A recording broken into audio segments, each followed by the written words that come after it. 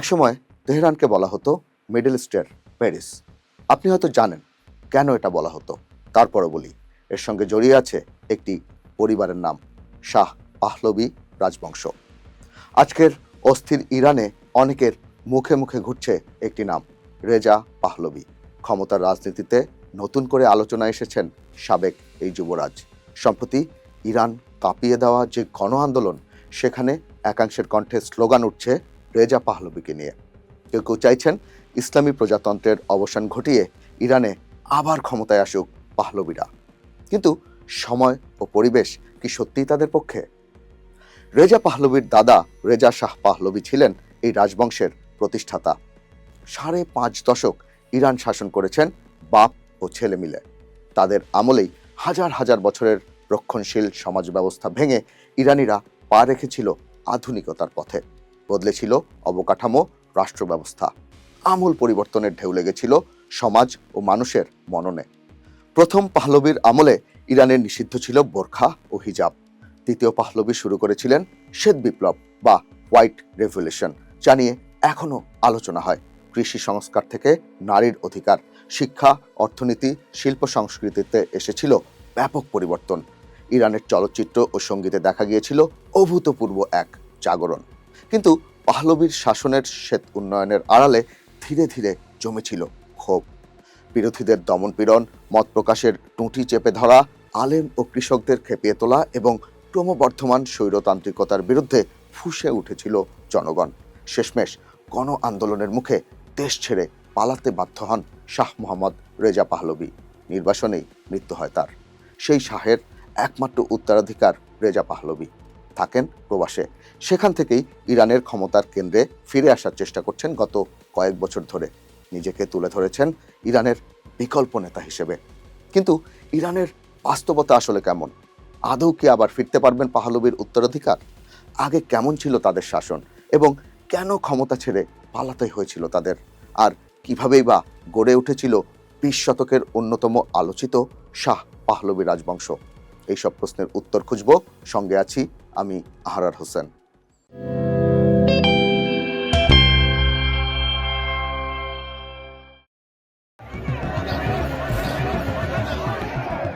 ক্ষোভে ফুঁসে উঠেছে মানুষ, গণ আন্দোলনে উত্তাল ইরান। দীর্ঘদিনের আন্তর্জাতিক অবরোধের ফলে দেশটির অর্থনৈতিক পরিস্থিতি এতটাই নাজুক যে ইরানি রিয়ালের নজিরবিহীন দরপতন ঘটেছে। নিত্যপণ্যের দাম আকাশচুম্বী এবং লাগাম ছাড়া মুদ্রাস্ফীতিতে জীবনযাত্রা দুর্বিষহ। এই বিক্ষোভ কেবল অর্থনৈতিক হতাশারই বহিঃপ্রকাশ নয়, এর পেছনে রয়েছে শাসক গোষ্ঠীর প্রতি আস্থাহীনতা, দীর্ঘদিনের রাজনৈতিক অনাচার ও একঘেয়ে শাসন ব্যবস্থা থেকে মুক্তি চায় ইরানের মানুষ। তেহরান থেকে ইস্পাহান, তাবরিজ থেকে মাশহাদ, ইরানের প্রায় সব অঞ্চলে ছড়িয়ে পড়েছে বিক্ষোভ। নগর থেকে গ্রাম, রাজপথ থেকে অলিগলি, বাজার থেকে বিশ্ববিদ্যালয়, সর্বত্র গণ আন্দোলন, ছাত্র জনতার স্বতঃস্ফূর্ত অংশগ্রহণ। বিক্ষোভ দমন করতে কঠোর পথে হেঁটেছে ইরানের সরকার। ইন্টারনেট বন্ধ, বিক্ষোভকারীদের উপর গুলিবর্ষণ, বলি হয়েছে শত শত প্রাণ, কিন্তু কমেনি মানুষের অংশগ্রহণ। দমনপীড়নে বিক্ষোভের তীব্রতা আরও বেড়েছে। আর এদেরই একটা অংশ বলছে স্বৈরাচারের অবসান ঘটিয়ে তারা আবার ফিরে পেতে চায় পাহলভীদের উত্তরাধিকার। বিক্ষোভকারীরা বলছেন এটাই শেষ লড়াই, ফিরে আসবেন পাহলভী। তারা আরও বলছেন স্বৈর শাসকের পতন হোক, শাহ চিরজীবী হন। ফার্সি শব্দ শাহ, এর অর্থ হলো রাজা বা সম্রাট। একসময় দুর্দণ্ড প্রতাপের সঙ্গে ইরানের রাজা বা শাসক ছিলেন পাহলভী রাজবংশের দুইজন। ১৯৭৯ সালে অবসান ঘটে রাজতন্ত্রের, কিন্তু ৪৬ বছর পর আবার সেই শাসকের উত্তরাধিকার ফিরিয়ে আনার দাবি উঠছে। এই ব্যক্তি হলেন রেজা পাহলভী, ইরানের শেষ শাহের ছেলে। রেজার বাবা শাহ মোহাম্মদ রেজা পাহলভী ক্ষমতাচ্যুত হওয়ার পর থেকে যুক্তরাষ্ট্রে বসবাস করেন নির্বাসিত এই যুবরাজ। এই বাড়িটি দেখুন, আমেরিকার ওয়াশিংটন ডিসি মেট্রোপলিটন কমিউনিটি অঞ্চল, অভিজাত এলাকা হিসেবে পরিচিত। সেখানেই ২.৫ একর জমির ওপর তৈরি এই বাড়িটি। শুধু ভবনই রয়েছে ১১,৫০০ বর্গফুট জায়গা জুড়ে। জর্জিয়ান ধাঁচের পাথর ও ইটের তৈরি এই বাড়িতে রয়েছে দৃষ্টিনন্দন কারুকাজ, উঁচু ছাদ, ৪টি ফায়ার প্লেস এবং হার্ডউড ফ্লোরিং। সব মিলিয়ে নিরিবিলি পরিবেশে বাড়িটি যেন আভিজাত্যের নিখুঁত এক প্রতিচ্ছবি। রিয়েল এস্টেট বিষয়ক এই ওয়েবসাইট বলছে বছরের পর বছর ধরে এই এস্টেটে প্রায় $20 লাখ সংস্কার কাজ করা হয়েছে। বাংলাদেশি টাকায় এর পরিমাণ 22 কোটি টাকার বেশি। $3 মিলিয়নেরও বেশি দামি এই বাড়িতে থাকেন রেজা পাহলভী। রাজপরিবারের বিলাসিতা, জাঁকজমক, কোনো কিছুরই কমতি নেই। অনেক ইরানি বলেন, দেশ থেকে অর্থ লুট করে নিয়ে প্রবাসে বিলাসী জীবনযাপন করছেন শাহের পরিবার। এখান থেকেই তিনি যোগাযোগ রাখেন ইরানের বিরোধীদের সঙ্গে। পার্সিয়ান ভাষায় একটি গণমাধ্যম চালান। ইরানের গণ আন্দোলনে অংশ নেওয়াদের উদ্দেশ্যে একের পর এক বার্তা দিচ্ছেন রেজা পাহলভী। ইন্টারনেট বন্ধ থাকলেও স্টারলিংক ব্যবহার করে অসংখ্য টেলিগ্রাম গ্রুপের মাধ্যমে ইরানে পৌঁছে যাচ্ছে তার বক্তব্য। The world today stands with your national revolution and admires your courage. Do not abandon the streets. My heart is with you. বিক্ষোভকারীদের উদ্দেশ্যে তিনি বলছেন, তোমাদের জাতীয় বিপ্লবের পাশে দাঁড়িয়েছে পুরো বিশ্ব এবং তোমাদের সাহসের প্রশংসা করছে। তোমাদের রাজপথ ছেড়ো না। আমরা তোমাদের সঙ্গে একাত্মতা ঘোষণা করছি এবং আমি জানি খুব শিগগিরই তোমাদের পাশে এসে দাঁড়াবো। কিন্তু প্রশ্ন হচ্ছে, কেন তিনি নির্বাসিত জীবনযাপন করেন? কেন নিজ দেশে ফিরতে পারেন না? চলুন দেখে আসি সেই সব ঘটনা। 1967 সালের এই অনুষ্ঠানটি দেখুন। শাহ মোহাম্মদ রেজা পাহলভীর আনুষ্ঠানিক অভিষেক হচ্ছে। যদিও তিনি ইরানের শাহ হয়েছিলেন 1941 সালে। 26 বছর পরের এই অনুষ্ঠান ছিল অনেকটাই প্রতীকী। তবে রাষ্ট্রীয় জাঁকজমকপূর্ণ অভিষেক হয়েছিল এই আয়োজনের মাধ্যমেই। সেখানে রাজবেশে দেখা যাচ্ছে শিশু যুবরাজ রেজা পাহলভীকে। তখন তার বয়স মাত্র 7 বছর। শাহ মোহাম্মদের ছিল 3 জন স্ত্রী। শেষ স্ত্রীর প্রথম সন্তান হলেন রেজা পাহলভী। সেদিনের আয়োজন প্রতীকী হলেও ঘটেছিল দুটি ঘটনা। নিজেকে শাহানশাহ বা রাজাদের রাজা ঘোষণা করেন মোহাম্মদ রেজা এবং তার শেষ স্ত্রী ফারাহ পাহলভীকে ইরানের ইতিহাসে প্রথমবারের মতো সম্রাজ্ঞী বা শাহবানু হিসেবে অভিষিক্ত করা হয়। এই ছবিটি দেখুন। একটি ফাইটার জেটের এয়ারক্রাফট ল্যাডারে দাঁড়িয়ে আছেন রেজা পাহলভী। 1978 সাল, আমেরিকার টেক্সাসের লাবক শহরের রিজ এয়ারফোর্স বেস। সেখানেই সামরিক প্রশিক্ষণের জন্য গিয়েছিলেন ইরানের যুবরাজ। কিন্তু ভাগ্য তার সহায় ছিল না।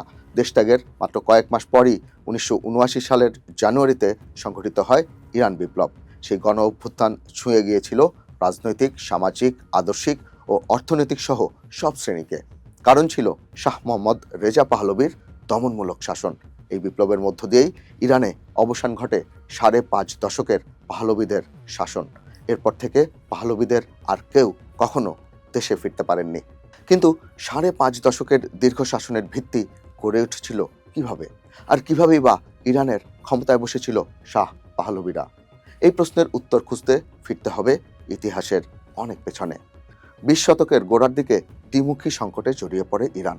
উপনিবেশিক শক্তির চাপের মুখে স্বাধীনতা রক্ষা কঠিন হয়ে যায় ইরানিদের কাছে। এই সংকট আরও তীব্র হয় দেশটির ভৌগোলিক অবস্থানের জন্য।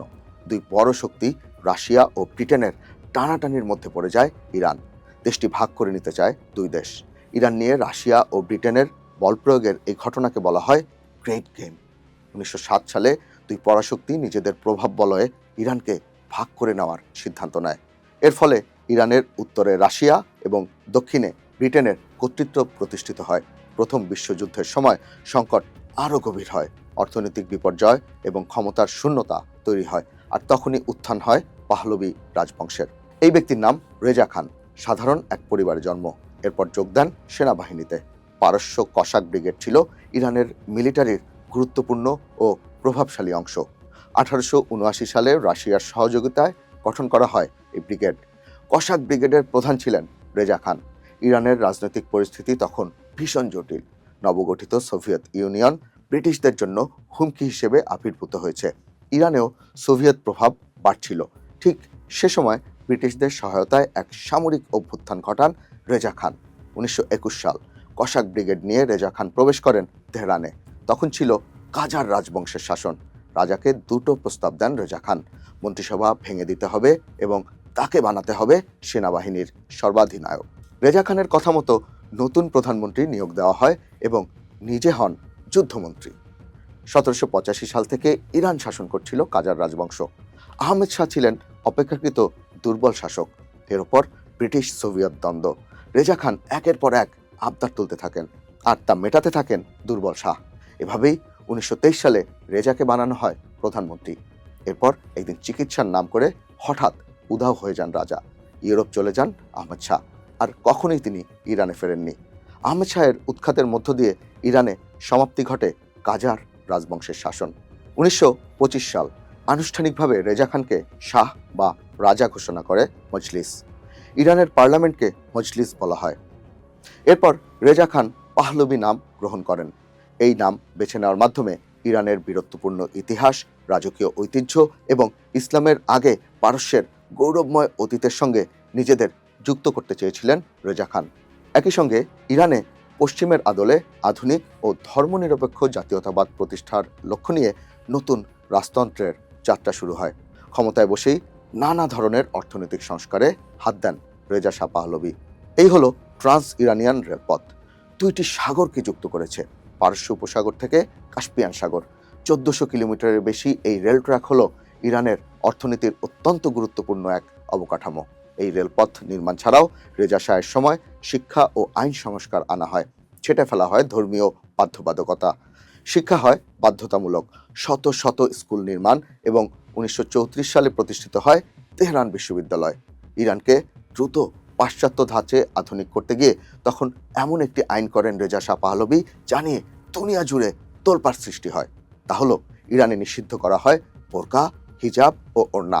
ক্ষমতায় এসেই কাশফ-ই হিজাব বা উন্মোচন নীতির পক্ষে প্রচার শুরু করেন রেজা শাহ পাহলভি। এর অর্থ হলো নারী শিক্ষিকা ও ছাত্রীরা বোরকা, হিজাব, ওড়না বা চাদর পরে স্কুলে যেতে পারবে না। একই সঙ্গে পুরুষদেরও পশ্চিমা ধাঁচের পোশাক ও টুপি পরতে বাধ্য করার চেষ্টা করেন রেজা শাহ পাহলভি।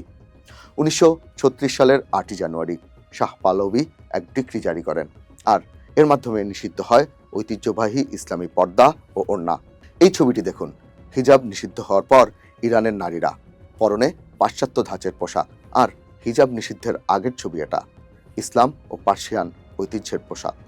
কাশফ-ই হিজাব নীতি চালু হওয়ার সাথে সাথে জনসমক্ষে নারীদের হিজাব, চাদর, ঘোমটা পরা নিষিদ্ধ হয়ে যায়। অনেক ক্ষেত্রে পুলিশ জোর করে নারীদের হিজাব খুলে দিত বলে অভিযোগ ওঠে। ধর্মপ্রাণ ও রক্ষণশীল পরিবারগুলোর অনেক নারী ঘর থেকে বের হওয়াই বন্ধ করে দেন। হিজাব নিষিদ্ধ হওয়ায় বহু নারী বছরের পর বছর নিজেদেরকে ঘরের ভেতরেই আটকে রাখতেন।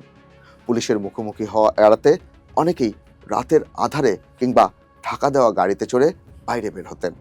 বয়স্ক খ্রিস্টান ও ইহুদি নারীরাও মাথায় ওড়না দেন। নিষেধাজ্ঞা মেনে চলা তাদের জন্য অত্যন্ত কঠিন হয়ে ওঠে। নানা ধরনের উন্নয়ন ও সংস্কারমূলক কাজের পাশাপাশি রেজা শাহ নিজের ক্ষমতাও কেন্দ্রীভূত করতে থাকেন। রাজনৈতিক ও সামাজিক কর্মকাণ্ডে অংশগ্রহণের সুযোগ থেকে বঞ্চিত হতে থাকে সাধারণ মানুষ। এর মধ্যে শুরু হয়ে যায় দ্বিতীয় বিশ্বযুদ্ধ। পারস্য উপসাগর ও ইরানের তেল সম্পদ ব্রিটিশ নৌবাহিনীর জন্য অত্যন্ত গুরুত্বপূর্ণ হয়ে ওঠে। রেজা শাহ নিরপেক্ষতা ঘোষণা করেন, কিন্তু তলে তলে জার্মানির সঙ্গে তার ঘনিষ্ঠতা নিয়ে সন্দেহ তৈরি হয়। শেষমেশ ইরানের মিত্ররাই আক্রমণ করে বসে ইরানকে। ব্রিটিশ ও সোভিয়েত বাহিনী রেজা শাহ পাহলভিকে সিংহাসন ত্যাগে বাধ্য করে। এরপর তার যুবক ছেলে মোহাম্মদ রেজা পাহলভিকে 1941 সালে শাহ বানানো হয়, যিনি 1979 সালে ক্ষমতাচ্যুত হওয়ার আগ পর্যন্ত টানা 38 বছর ইরান শাসন করেছেন। মোহাম্মদ রেজা পাহলভি নতুন শাহ হওয়ার পরই নিজের পিতাকে নির্বাসনে পাঠান। প্রথমে তার ঠিকানা হয় মরিশাস দ্বীপ, পরে সেখান থেকে দক্ষিণ আফ্রিকায় স্থানান্তর করা হয়। 1944 সালে জোহানেসবার্গে মৃত্যুবরণ করেন পাহলভি রাজবংশের প্রতিষ্ঠাতা রেজা শাহ পাহলভি। 22 বছর বয়সে শাহ মোহাম্মদ রেজা পাহলভি সিংহাসনে বসেন, কিন্তু দ্বিতীয় বিশ্বযুদ্ধের পর ইরানের উত্তর অংশ দখল করে রাখে সোভিয়েত বাহিনী। পরে যুক্তরাষ্ট্রের চাপের মুখে তারা সরে যায়, কিন্তু তরুণ শাহের সামনে তখন অনেক চ্যালেঞ্জ। দুর্বল সিংহাসন, বিভক্ত দেশ এবং জাতীয়তাবাদী আবেগের এক নেতা হাজির হন রাজনৈতিক মঞ্চে। তখন ইরানের তেল সম্পদ নিয়ন্ত্রণ করছে ব্রিটিশ মালিকানাধীন অ্যাংলো ইরানিয়ান অয়েল কোম্পানি, আর এই ঘটনাটি গভীর ক্ষোভের কারণ হয়ে ওঠে। সেই ক্ষোভ বিস্ফোরিত হয়ে নতুন এক রাজনৈতিক ডামাডোলে ঢুকে পড়ে ইরান। সিআইএ ও MI6 এর গুপ্তচরেরা ইরানের শ্বাসরুদ্ধকর এক অভিযান চালিয়েছিল সে সময়, যা আজও স্মরণীয় হয়ে আছে অনেকের কাছে। এই ব্যক্তির নাম মোসাদ্দেক। ইরানের তুখোর এক জাতীয়তাবাদী নেতা ছিলেন তিনি। 1951 সালে গণতান্ত্রিকভাবে প্রধানমন্ত্রী নির্বাচিত হন। শুধু জনপ্রিয়ই নন, মোসাদ্দেক ছিলেন ইরানের প্রভাবশালী এক পরিবারের সন্তান। তার বাবা কাজার রাজবংশের অর্থমন্ত্রী এবং মা ছিলেন কাজার রাজ পরিবারের রাজকুমারী। মোসাদ্দেক নিজেও ছিলেন ঝানু রাজনীতিবিদ। 1906 সালে মাত্র 24 বছর বয়সে তিনি নবগঠিত পার্লামেন্ট বা মজলিসে প্রবেশ করেন নির্বাচিত হয়ে। ফার্স ও আজারবাইজান প্রদেশের গভর্নর, অর্থমন্ত্রী এবং পররাষ্ট্রমন্ত্রী হিসেবে দায়িত্ব পালন করেন তিনি। 1925 সালে যখন রেজা খান নিজেকে শাহ হিসেবে ঘোষণা করেন, তখন এর তীব্র বিরোধিতা করেছিলেন মোসাদ্দেক। এর ফলে রাজনীতি থেকে নির্বাসিত হন তিনি। কিন্তু 1941 সালে রেজা শাহ ক্ষমতাচ্যুত হওয়ার পর আবার রাজনীতির মাঠে ফিরে আসেন মোসাদ্দেক। 1949 সালে তিনি বেশ কয়েকটি রাজনৈতিক দল ও বিশিষ্ট ব্যক্তির সমন্বয়ে গড়ে তোলেন ন্যাশনাল ফ্রন্ট নামের রাজনৈতিক মোর্চা। এই জোটের প্রধান লক্ষ্য ছিল তেলের ওপর জাতীয় সার্বভৌমত্ব প্রতিষ্ঠা এবং ইরানের রাজনৈতিক ব্যবস্থাকে গণতান্ত্রিক করা। ইরানের তেল সম্পদ ব্রিটিশ কোম্পানির হাত থেকে জাতীয়করণ করতে আন্দোলন শুরু হয়। এতে নেতৃত্ব দেন মোসাদ্দেক। 1951 সালের মার্চ মাসে মজলিসে তেল জাতীয়করণ বিল পাশ হয়। এর পরের মাসেই মোসাদ্দেককে প্রধানমন্ত্রী হিসেবে নিয়োগ দিতে বাধ্য হন শাহ মোহাম্মদ রেজা পাহলভি। তেল জাতীয়করণ নিয়ে ব্রিটেনের সাথে চরম দ্বন্দ্বে জড়িয়ে পড়ে ইরান। অর্থনৈতিক অবরোধ আরোপ করা হয় ইরানের ওপর এবং বিশ্বজুড়ে ইরানি তেল বর্জনের ডাক দেয় ব্রিটিশরা। মোসাদ্দেকের জাতীয়তাবাদী ও গণতান্ত্রিক নীতি ব্রিটিশ ও মার্কিন স্বার্থের জন্য হুমকি হয়ে দাঁড়ায়। স্নায়ুযুদ্ধের প্রেক্ষাপটে আমেরিকানরা ভয় পাচ্ছিল যে মোসাদ্দেক হয়তো সোভিয়েত ইউনিয়নের দিকে ঝুঁকে পড়তে পারেন। 1953 সালের অগাস্টে মার্কিন গুপ্তচর সংস্থা CIA এবং ব্রিটিশ MI6 তাকে ক্ষমতাচ্যুত করতে একটি সামরিক অভ্যুত্থানের পরিকল্পনা করে, যার নাম ছিল অপারেশন অ্যাজাক্স। ইনি হলেন কার্মিট রুজভেল্ট জুনিয়র, মার্কিন প্রেসিডেন্ট থিওডর রুজভেল্টের নাতি। কার্মিট ছিলেন দুদে গুপ্তচর, CIA এর হয়ে কাজ করতেন তিনি। মোসাদ্দেককে হটানোর পুরো নকশা তার হাতেই তৈরি হয়। অভিযান চালানোর জন্য কার্মিট রুজভেল্ট নিজেই তেহরানে হাজির হন, গোপন ডেরায় অবস্থান নেন। অভিযান চালাতে প্রায় $10 লাখ তেহরানে পাঠায় CIA। ঘুষ দেওয়া শুরু হয় সামরিক নেতা ও রাজনীতিবিদদের, জোগাড় করা হয় ভাড়াটে দাঙ্গাকারী। মোসাদ্দেকের বিরুদ্ধে প্রোপাগান্ডা চালাতে ডলার দেওয়া হয় সংবাদপত্রের সম্পাদক ও ধর্মীয় নেতাদেরকেও। তাকে কমিউনিস্ট ঘেঁষা এবং ইসলাম বিরোধী হিসেবে চিত্রিত করা হয়। অনুগত সেনা কর্মকর্তাদের সাথে যোগাযোগ করে শাহকে দিয়ে মোসাদ্দেকের বরখাস্তের আদেশ বা ফরমান সই করা হয়। 15ই অগাস্ট 1953 সাল শাহের পক্ষ থেকে যিনি মোসাদ্দেককে বরখাস্তের আদেশ নিয়ে গিয়েছেন, সেই সেনা কর্মকর্তাকে গ্রেপ্তার করা হয়েছে। পরিস্থিতি দ্রুতই উত্তপ্ত হয়ে ওঠে। শাহ মোহাম্মদ রেজা পাহলভি ভয় পেয়ে যান। তিনি দেশ ছেড়ে পালিয়ে যান ইটালির রোম শহরে। কিন্তু CIA এর কার্মিট রুজভেল্ট ছিলেন নাছোড়বান্দা প্রকৃতির এক লোক। শাহ পালিয়ে গেলেও হাল না ছেড়ে তেহরানেই রয়ে যান তিনি এবং কৃত্রিম দাঙ্গা ও বিক্ষোভ সৃষ্টি করেন। CIA এর ভাড়াটে লোক এবং শাহপন্থী সেনারা রাস্তায় নেমে অরাজক পরিবেশ সৃষ্টি করে ফেলে। সামরিক ইউনিটগুলো তেহরান দখল করে এবং প্রধানমন্ত্রী মোসাদ্দেকের বাড়িতে হামলা চালায়। প্রচণ্ড সংঘর্ষে কয়েকশো মানুষ নিহত হয়। মোসাদ্দেক আত্মসমর্পণ করতে বাধ্য হন। তাকে গ্রেফতার করে সামরিক আদালতে 3 বছরের কারাদণ্ড দেওয়া হয়। আমৃত্যু নিজ গ্রামে গৃহবন্দী করে রাখা হয় তাকে। মোসাদ্দেকের পতনের পর শাহ আবার দেশে ফিরে আসেন এবং ইরানে ফের স্বৈরাচারী শাসন প্রতিষ্ঠিত হয়। তবে ওই ঘটনা ইরানিদের মধ্যে তীব্র পশ্চিমা বিরোধী মনোভাব সৃষ্টি করে, যা 1979 সালের বিপ্লবের অন্যতম প্রধান অনুঘটক হিসেবে কাজ করেছিল। ক্ষমতা আঁকড়ে থাকলেও শাহ মোহাম্মদ রেজা পাহলভি ছিলেন একজন উচ্চাভিলাষী সংস্কারক। 1963 সাল ইরানে শ্বেত বিপ্লব ঘোষণা করেন শাহ। ভূমি সংস্কার, বন জাতীয়করণ, নারীর ভোটাধিকার, সাক্ষরতা বাহিনী গঠন সহ নানা উন্নয়নমূলক কাজের জন্য এখনও আলোচিত এই শ্বেত বিপ্লব। 2500 বছর রাজতন্ত্রের অধীনে থাকা ইরানের সমাজ ছিল খুনে ধরা এবং সামন্ততান্ত্রিক ঘরানার। সেই সমাজ ব্যবস্থাকে ভেঙে আধুনিক ও শিল্পোন্নত রাষ্ট্রে রূপান্তর করতে চেয়েছিলেন মোহাম্মদ রেজা পাহলভি। জমিদারদের হাত থেকে ভূমির দখল কেড়ে নিয়ে বন্টন করেন সাধারণ ও দরিদ্র কৃষকদের মাঝে। শিক্ষা ও স্বাস্থ্যের প্রসারে তরুণ শিক্ষার্থীদের নিয়ে গঠন করা হয় বিশেষ বাহিনী। তারা প্রত্যন্ত অঞ্চলে গিয়ে নিরক্ষরতা দূরীকরণ ও চিকিৎসা সেবা দিতেন। এই বিপ্লবের ফলে ইরানের সামাজিক পরিমণ্ডলে এক অভূতপূর্ব স্বাধীনতার জোয়ার আসে, যার কেন্দ্রবিন্দুতে ছিলেন নারীরা। তারা ভোট দেওয়ার স্বাধীনতা পান। বাল্যবিয়ে ঠেকাতে পদক্ষেপ নেওয়া হয়। পোশাকের উপর রাষ্ট্রের কোনো নিয়ন্ত্রণ আর রাখা হয় না। বাবার আমলের আইন শিথিল করেন মোহাম্মদ রেজা পাহলভি। নারীদের পোশাকের বিষয়টি সম্পূর্ণ ব্যক্তিগত পছন্দে পরিণত হয়। তারা হিজাব কিংবা পশ্চিমা ফ্যাশনের মিনি স্কার্ট ও জিন্স পরতে পারতেন। এই আধুনিকতার ছাপ সরাসরি পড়েছিল ইরানের চলচ্চিত্রেও। 1960 ও 70-এর দশককে ইরানি সিনেমার স্বর্ণযুগ বলা হয়। সে সময় জনপ্রিয় বা বাণিজ্যিক সিনেমা এবং শিল্পসম্মত সিনেমা দুই ধারায় সমান্তরালভাবে এগিয়েছিল ইরানের চলচ্চিত্র শিল্প। ইরানের চলচ্চিত্রের বিষয়বস্তু ও উপস্থাপনায় ছিল বৈচিত্র্য। নারী পুরুষের অবাধ মেলামেশা এবং রোম্যান্টিক কিংবা সাহসী সামাজিক গল্পগুলো কোনো রকম ধর্মীয় সেন্সরশিপ ছাড়াই রূপালী পর্দায় উঠে আসতো।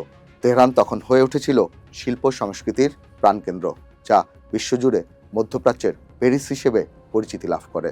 দাউদ মেহেরজুয়ের দ্য কাউয়ের মতো সিনেমা আন্তর্জাতিক অঙ্গনে ব্যাপক প্রশংসা পায়। জনপ্রিয় কণ্ঠশিল্পী ও অভিনেত্রী গুগুশ সেই সময়ের ফ্যাশন আইকন ও নারী স্বাধীনতার প্রতীক হয়ে উঠেছিলেন। তবে দ্রুতগতির আধুনিকায়ন ও পাশ্চাত্য রীতিনীতির প্রসার সব মহলে সমানভাবে সমাদৃত হয়নি। বিশেষ করে দেশটির রক্ষণশীল ধর্মীয় নেতৃত্ব এই পরিবর্তনকে ইসলামী ঐতিহ্যের পরিপন্থী এবং পশ্চিমা শক্তির আগ্রাসন হিসেবে মনে করতে থাকে। জমি হারানোর ফলে অসন্তুষ্ট ভূস্বামী এবং রাজনৈতিক প্রভাব হারানো আলেম সমাজ শাহের বিরুদ্ধে জনমত গড়ে তুলতে শুরু করে। পেট্রোডলারের বিনিময়ে ব্যাপক উন্নয়ন ঘটলেও বৈষম্য ও সামাজিক সমস্যা বেড়ে যায়। দ্রুত দানা বাঁধতে শুরু করে গণ অসন্তোষ। আর তখনই ব্যাপক বল প্রয়োগ করে শাহের বাহিনী। সাভাক, পুরো নাম সাজামানে এতেলাত ভা আমানিয়াতে কেচভার, ইরানের পাহলভি রাজবংশের আমলের কুখ্যাত রাষ্ট্রীয় বাহিনী। মোসাদ্দেকের পতনের পর শাহের শাসনের বিরুদ্ধে হুমকি হতে পারে এমন ধর্মীয় বা জাতীয়তাবাদী গোষ্ঠীগুলোর ওপর নজরদারি চালানো এবং স্নায়ুযুদ্ধ বা কোল্ড ওয়ারের প্রেক্ষাপটে ইরানে সোভিয়েত ইউনিয়নের প্রভাব ও কমিউনিস্ট কর্মকাণ্ড রুখে দেওয়ার মতো দমনমূলক উদ্দেশ্য নিয়েই গঠন করা হয় এই সাফাক। নিষ্ঠুর নির্যাতন পদ্ধতি, বিনা বিচারে আটক এবং রাজনৈতিক হত্যাকাণ্ডের জন্য পরিচিত ছিল এই বাহিনী। তেহরানের কুখ্যাত এভিন কারাগার ছিল তাদের প্রধান বন্দিশালা। একসময় ইরানে সাভাকের প্রায় 60,000 এজেন্ট ও তথ্যদাতার একটি বিশাল নেটওয়ার্ক ছিল। এই বাহিনী নিয়ে সাধারণ মানুষের মনে চরম আতঙ্ক ও ঘৃণা সৃষ্টি হয়েছিল। সব মিলিয়ে 1978 সালে শাহ মোহাম্মদ রেজা পাহলভির বিরুদ্ধে ব্যাপক গণবিক্ষোভ শুরু হয় ইরানে। পুলিশের গুলিতে বিক্ষোভকারী নিহত হওয়ার পর সেই আন্দোলন দ্রুত ছড়িয়ে পড়ে সারা ইরান জুড়ে। 1979 সালের 16 জানুয়ারি দেশ ত্যাগ করেন শাহ মোহাম্মদ রেজা পাহলভি, যদিও তিনি আনুষ্ঠানিকভাবে সিংহাসন ত্যাগ করেননি। তবে একটি গণভোটের মাধ্যমে 1979 সালের 1 এপ্রিল ইরানকে ইসলামী প্রজাতন্ত্র ঘোষণা করা হয়। দেশ থেকে পালিয়ে মিশর, মরক্কো, বাহামা ও মেক্সিকোতে অবস্থান করেন। পরে ক্যান্সার চিকিৎসার জন্য যুক্তরাষ্ট্রে প্রবেশ করেন, কিন্তু সেখানেও টিকতে পারেননি। পানামা হয়ে আবার কায়রোতে যান। সেখানে তাকে আশ্রয় দেন মিশরের তখনকার প্রেসিডেন্ট আনোয়ার সাদাত। 1980 সালে মারা যান শাহ মোহাম্মদ রেজা পাহলভি। এই সময় আরেকটি ঘটনা ঘটে। বাবার মৃত্যুর পর 1980 সালে কায়রোতে একটি প্রতীকী অভিষেক অনুষ্ঠান করে নিজেকে শাহ ঘোষণা করেন রেজা পাহলভি। এরপর তিনি বিভিন্ন সময় নিজেকে শাহ বা ইরানের রাজা হিসেবে পরিচয় দিয়েছেন।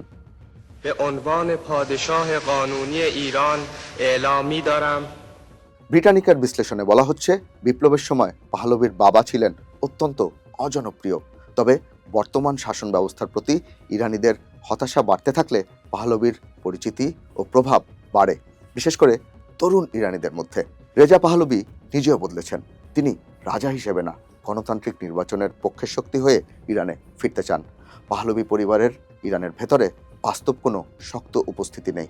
তবে ইরানের অভ্যন্তরীণ সংকট পাহলভিকে আরও প্রাসঙ্গিক করে তুলেছে। 2022 সালে পুলিশ হেফাজতে মাহসা আমিনির মৃত্যুর পর দেশজুড়ে যে বিক্ষোভ ছড়িয়ে পড়ে তা পাহলভিকে আবারও আন্তর্জাতিক গণমাধ্যমের কেন্দ্রে নিয়ে আসে। বিবিসির এই বিশ্লেষণে বলা হচ্ছে, 2023 সালে ইসরায়েল সফর করেন পাহলভি। সেখানে তিনি হলোকাস্ট স্মরণ অনুষ্ঠানে অংশ নেন এবং প্রধানমন্ত্রী বেনিয়ামিন নেতানিয়াহুর সঙ্গে সাক্ষাৎ করেন। এতে ইরানে মতবিরোধ আরও বাড়িয়ে তোলে। কেউ কেউ এই ঘটনাকে বাস্তববাদী কূটনীতি হিসেবে দেখেন, আবার কেউ মনে করেন এতে ইরানের আরব ও মুসলিম মিত্রদের সঙ্গে দূরত্ব তৈরি হয়েছে। 2025 সালের জুন মাসে ইসরায়েল ইরানের ওপর হামলা চালানোর পর পাহলভি ওই আক্রমণের নিন্দা জানাননি, বরং কয়েকদিন পর তিনি একটি ভিডিও বার্তায় ইরানের সর্বোচ্চ নেতা আলী খামেনিকে তীব্র ভাষায় সমালোচনা করেন এবং ইরানিদের আশ্বস্ত করেন যে ইসলামী প্রজাতন্ত্রের পতন ঘটলেও বিশৃঙ্খলায় পড়বে না ইরান। এখন রেজা পাহলভি নিজেকে আর সিংহাসনের অপেক্ষায় থাকা রাজা হিসেবে নয়, বরং জাতীয় পুনর্মিলনের প্রতীক হিসেবে তুলে ধরতে চান। ইরানকে তিনি অবাধ নির্বাচন, আইনের শাসন ও নারীর সমান অধিকারের পথে এগিয়ে নিতে সহায়তা করতে চান। আর রাজতন্ত্র ফিরবে নাকি প্রজাতন্ত্র হবে, সেই সিদ্ধান্ত তিনি ছেড়ে দিতে চান জাতীয় ভোটের ওপর। ইরানের সরকার তাকে হুমকি হিসেবে দেখলেও উন্মুক্ত রাজনৈতিক পরিসর ও বিশ্বাসযোগ্য জরিপ না থাকায় রেজা পাহলভির প্রকৃত সমর্থন কতটা তা পরিমাপ করা যায় না। এখনও কেউ কেউ তার পরিবারকে শ্রদ্ধার চোখে দেখেন। তবে অনেকেই প্রকাশ করেন আশঙ্কা। তারা মনে করেন গণতন্ত্রের নামে আরেকজন অনির্বাচিত শাসককে কি আবার ক্ষমতায় বসানো হবে? নির্বাসিত এই যুবরাজ আদৌ ইরানের ক্ষমতায় ফিরবেন কিনা তা এখনও একটি অমীমাংসিত বিষয়।